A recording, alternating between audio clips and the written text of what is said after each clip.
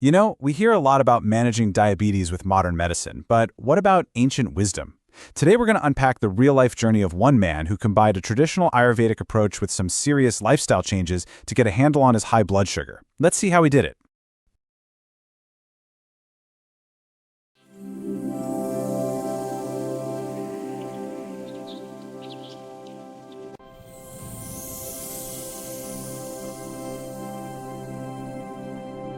Every health journey has a starting point, and a lot of the time it's just a single number.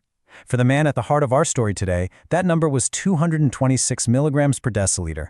That post-meal reading is well into the diabetic range, and it was a loud and clear signal that something had to change. So who's the man behind that number? His name is Security Guard. His story is probably pretty familiar to a lot of you. A person working a demanding job who suddenly has to face a serious health diagnosis. So, what was his game plan? To really get what's happening here, we need to look at it through the lens of Ayurveda, the traditional Indian system of medicine. In Ayurveda, this condition is called madhumeha, and it's seen as way more than just a blood sugar problem. It's considered a deep metabolic imbalance that's all tied up with weak digestion and lifestyle. Understanding that is really key to understanding the whole approach he took. Okay, so what was the blueprint? A very structured Ayurvedic plan.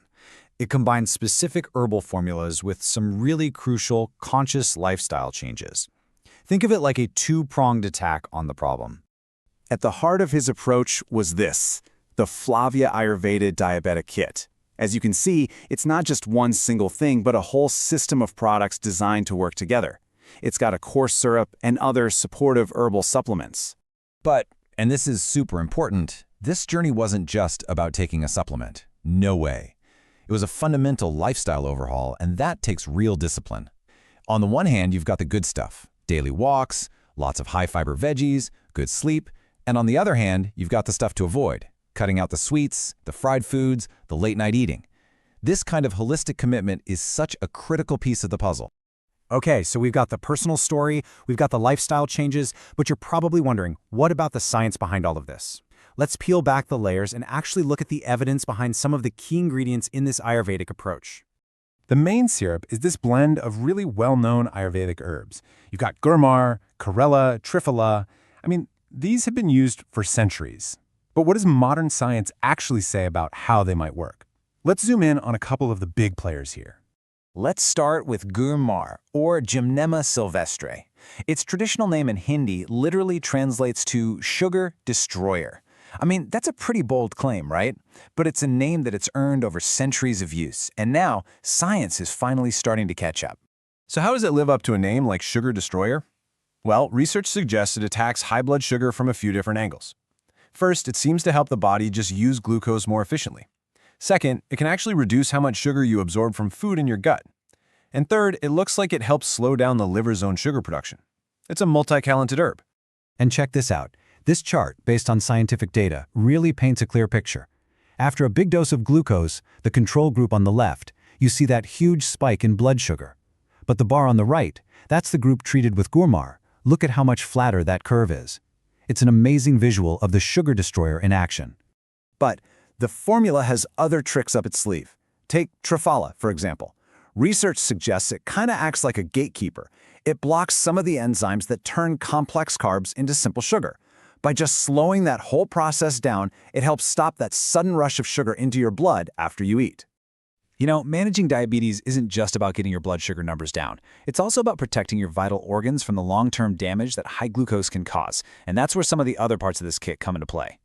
So, let's talk about Giloy. This herb is in the mix for its protective qualities. It's traditionally used to help safeguard the kidneys and support the liver, two organs that are really put under a lot of strain with diabetes.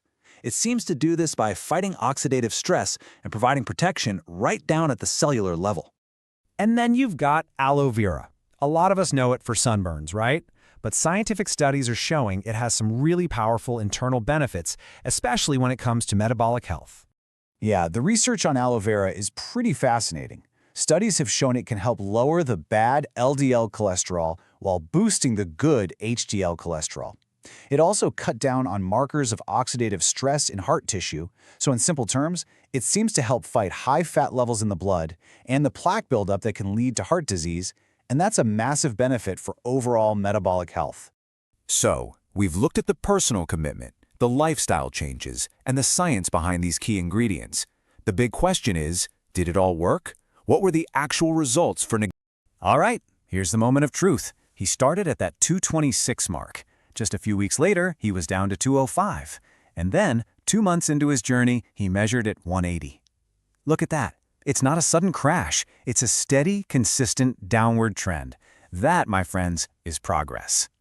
So what's the bottom line here? It's this: a 46-point drop in his post-meal blood sugar in just 2 months. That is a significant, tangible move in the right direction.